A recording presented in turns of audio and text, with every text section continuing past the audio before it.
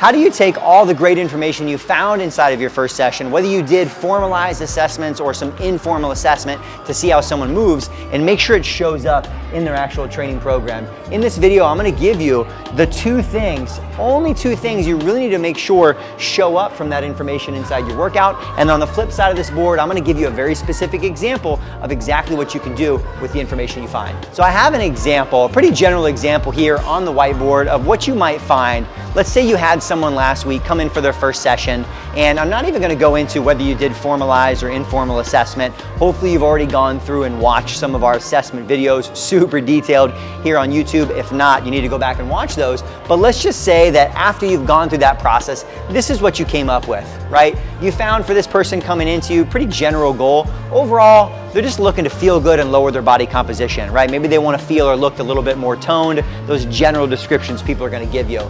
What you also found, either from kind of having them do some squatting exercises or maybe the official overhead squat, they had a little bit of a torso lean, right? So we're starting to think about why that might be. They also had a little bit of low back arch, right? When those hands come up and they go down to that overhead squat, low back was arching. And then overall, aside from the assessment that you guys did, maybe you just had them go through and do some squatting, some lunging, some general movement patterns, and you kind of identified, you're like, all right, I can see the glutes and our core are probably a little bit of a weakness. That's an area that we're gonna wanna bring up if we're gonna be able to push intensity down the road. So as you work with more and more clients, guys, you'll find these are pretty common ones for a lot of people. That's why I chose them, because I wanna show you what that looks like in an actual workout on the other side. And then overall, this is the real challenge for a lot of people post NASM certification, is how do I integrate in more of the stabilization training, whether it's kind of like level 1 or even level 2, where we're still trying to improve the way that they move, but still make it a great, fun, engaging workout. That's what we're gonna do here. So overall, regardless, this is an example of what you might have found, but whatever you find here, there's really only two things that I'm trying to do, or you guys need to focus on doing with that information inside of their workout. One of those is using this stuff to choose your, I'm gonna use the word correctives because you're probably familiar with that from NASM, but even if you guys didn't take the NASM exam, some other certification, we're thinking priming, activation, strengthening. Those are the words that I like to use, because oftentimes the deeper that we get into understanding some of this stuff, the more that we realize we need to get people stronger in the right places, right? In the right places. And we can improve flexibility that way. We can make sure we improve things like weak glutes and core, maybe even this low back arch. So I say that we're gonna use this to choose better prep and prime moves. Now I'll talk a little bit about this on the opposite side of the board. And if you guys, again, have gone through a lot of the Axiom videos, you probably have watched some of our warm-up videos on our prep and prime methodology. But we're trying to figure out, what do I need to make sure I focus on? A couple key moves, and I'll give you guys a number, 2 to 3, maybe 4, that's it. You're not trying to accomplish everything. We're gonna have multiple workouts, multiple times a week. We're gonna space it out. But I'm trying to decide from what I found, what's gonna help me the most to make sure I get them better prepared for the workout, and slowly over time, I get them moving better as well, right? So that's our major goal there. And the other piece here is making sure that we choose the right exercises. So exercise selection, or maybe even what you'll find, right, my great handwriting here, is exercise deselection. So we wanna use the information that we find here to make sure that as we're choosing our squats, our pushes, our pulls, our lunges, we're choosing the right version for them. Because remember, the exercises themselves don't matter, it's the exercise family. So you'll find even as we get to the opposite side, we're gonna use things like this torso lean and the low back arch. Maybe the torso leans relative to calf inflexibility, maybe some hip tightness, and maybe that low back arch is due to a lack of core stability. So we're gonna make sure that the squat that we choose fits that, right? And we're not gonna choose probably something like a back squat, back loaded, because it makes it more challenging to focus on those things. So hopefully that at least gives you guys, all right, cool. Like Joe's simplifying things, which if you guys have watched some of our videos and you're on board with the Axiom methodologies, that's what I'm all about. Let's take this complicated stuff, let's simplify it, because it's gonna take time to make improvements in the things that we find here. Now that we've identified the two major goals, like the two primary things we want to accomplish from the information that we found, I want to give you guys a very specific example and try to just connect the dots for you, show you where specifically some of the things we found show up inside the warm-up, how I might program for a client, as well as how these things might relate to the specific exercises that we choose for things like squatting, lunging, pushing, and pulling. All right, so let's just jump right in. First thing, prep and prime. I mentioned before, if you haven't gone through and watched that video, click the link in the description below. This is gonna give you our whole methodology, right? This whole thought process behind how to approach warm-ups, but I wanna show you where some of this might plug in. All right, so inside of prep, really what we're trying to do is we're trying to improve the way someone's moving. And for two reasons. First off, overall, we're trying to improve how they move relative to their goals over time, right? Increase this overall movement efficiency, but also specifically for the workout. So without getting too far ahead of ourselves, most times you honestly should have the workout first, and then you're working backwards into the prep and prime to connect all the dots. Either way, you guys can see on here, most clients, if they're looking for overall, decreases in body composition, and they're only gonna train with you twice a week, full body's probably gonna be your best bet. So I have on here one example of a full body workout, what we might call a lower push, which tends to be more squatting and lunging, right? More kind of quad and glute dominant exercises. And then upper pull, which like it sounds, more horizontal and vertical pulling, more back type exercises, right? So that's how we're gonna go through and break these exercises down. So hopefully if we did a good job, these things not only relate to what we found in our first session, but they also really better prepare us for the workout. They get us moving better, they get us a little stronger for the actual training session to come. All right, so first thing you find in here, and I'm not gonna go through and demonstrate all these are ones that you guys can look up or you might even find inside some of our other videos. But overall, if I'm doing full body training session, cat-cow probably showing up in about everyone's training session, right? A little flexion and extension of the spine is gonna be great for just connecting the body. Especially you'll find, if I have someone who maybe they had some of that low back arch during the overhead squat, or even if we were just squatting and we see a lot of that, to me in my mind, it means there's a little disconnect between the hips and the ribs, right? This LPHC complex. And that could be some overactivity, it could be something pulling me out of position, or sometimes it's just engagement, core engagement. So either way, cat-cow can be a great way while we're unloaded to start to create some connection to how do I anteriorly and posteriorly tuck the pelvis. Same thing, it also happens if you go for the T-spine. So adductor rocks and T-spine rotation, right? If I found that someone's got some low back arching, again, we know there's maybe some connection even from our lats. And we're gonna be doing full body in our training session, so I love the opportunity to just improve a little bit of thoracic spine. You'll find for a lot of clients this ends up being an area of issue and concern, even if it didn't show up here, so great one to throw in there. And then probably most specifically to what we found here, these two are gonna come into play.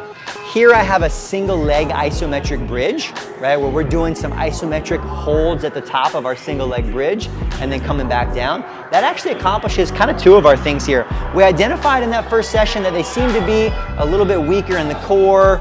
Maybe we needed to strengthen the glutes. And then also with that low back arching, sometimes it's just fine tuning the relationship between the hips and the ribs. So this single leg bridge gives me a good chance to do both of those. If I'm cueing it right, I'm not letting them poke the ribs out, we're bringing those ribs down and I'm moving from the hip. So a really great one to address what we found and also really make sure that they're getting ready for those lower body moves.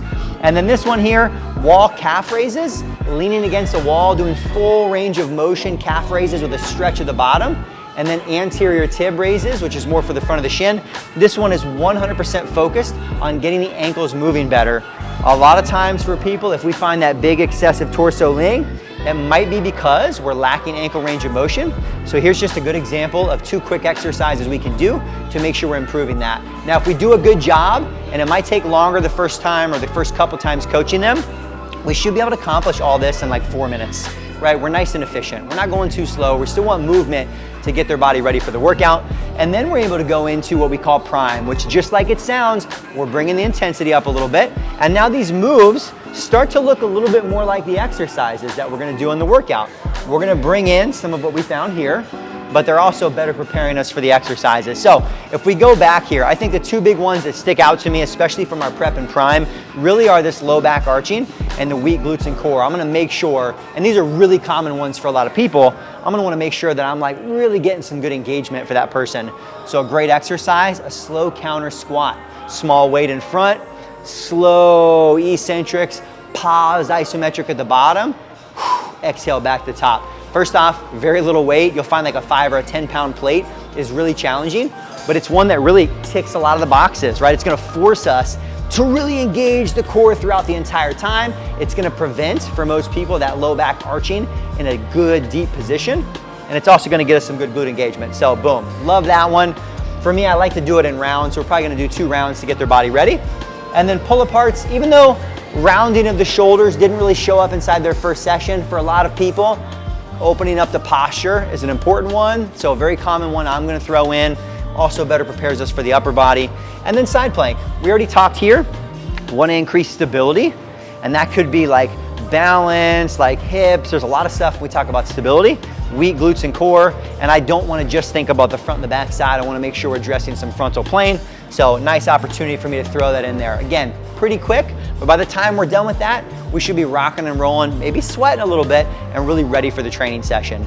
And if we did a great job there, hopefully we're moving better now, right? So that's really your gauge. You truthfully could just test and retest if you wanted to. Have them do some movements, a squat, then go through, do your prep and prime. If they're moving better, it's working, right? So keep doing it. And then from the actual exercise selection, as we go through, I'm not gonna break down all the programming variables here because there's a lot inside this, and we'll probably do some future videos on it for you guys as well, but more so the reason we chose certain exercises.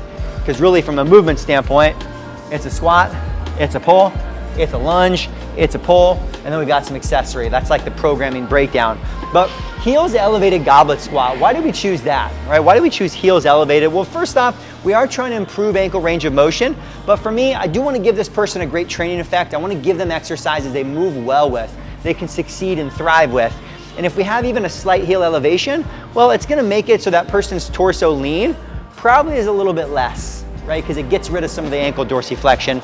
And then the goblet squat, front loading. Guess what's firing up? Guess what we're building strength in?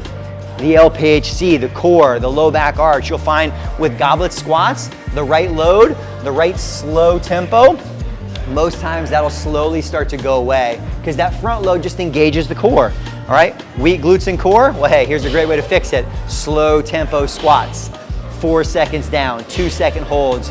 Just from the exercises we're choosing, we're already better addressing some of this stuff with that heels elevated goblet squat. And then from there, I chose the single arm high cable row.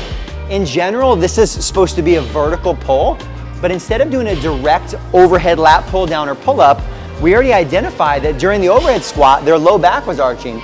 Now that could be due to the core, but it could also be shoulder flexibility. So because of that, I already know from experience, this single arm high cable row is a really great option because I'm gonna get a ton of lat activation, great for my full body session. I've got to do both sides, so there's gonna be that impact. I get to address any asymmetries. It's also very easy to teach and coach right away. And it's another one of those split stance positions. If I'm on the ground, I'm gonna be getting some hip and core engagement just from the exercise that we're doing. So honestly, you could almost just take this first superset and have every client go do it because it's a great one. Take my word for it. Or try it if you're better off. And then from there, we're just trying to get our movement patterns in. So we got a static lunge. Honestly, could be any lunge variation that you might feel is appropriate for them. Controlled tempos and speeds. It's gonna make sure we're hitting our full body effect here. And then seated cable rows. This one I chose specifically because we talked about wanting to improve stability, which an element of that is being in standing positions, right? That's what I like about that static lunge, but especially in the same superset, I'm okay with now throwing them in a seated position, maybe on like a seated cable row, for example, like we have here, because it allows me to isolate a little bit more and focus on, hey, let's get them in the perfect position for that low back, and let's build up a little tension there. Let's build up some strength and integrity. And so as I get stronger, especially with 15 reps, like you're there for a while doing 15 reps at a slow tempo, it's gonna be a great one to make sure we're building not just glute strength, but core strength. And as we look at the core, your low back, that whole posterior chain, it's all part of your core. So I love that one. And the nice thing again, gives us some variation on our pulling angles.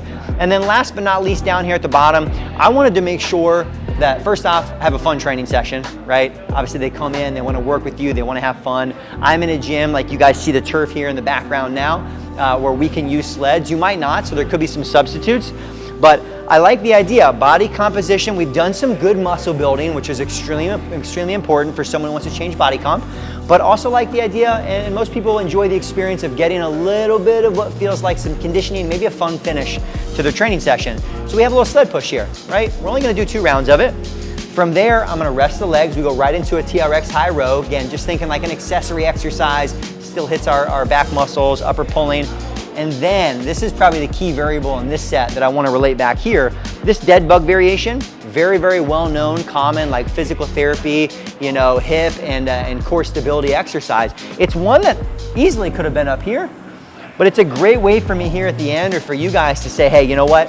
A lot of clients like finishing off. There's a little bit of core engaged in that last set, but it's an exercise that's gonna be very safe and good for them. And it's actually still gonna serve some of our needs here throughout this session. Even at the very end, we're still trying to tug in or tuck in things that increase the stability, that help us in a really great way increase that core stability and that core strength. And honestly, for anyone who's doing these sled pushes, it's probably gonna be a very welcomed rest somewhere inside of that set as well. So hopefully this gives you guys a good example, a good template you could build off of, and you could take, even if we had an upper body push and a lower body pull day, right? The opposite movements, we still take the same concepts, and we make sure that every training session we have that person coming in for, that there's at least a little bit of this. We don't have to address everything every time, but a little bit of this to going into their training session. Not only are they gonna feel great about the workouts you guys are doing, but I know you're gonna feel good knowing you're actually using the information that you found inside that assessment.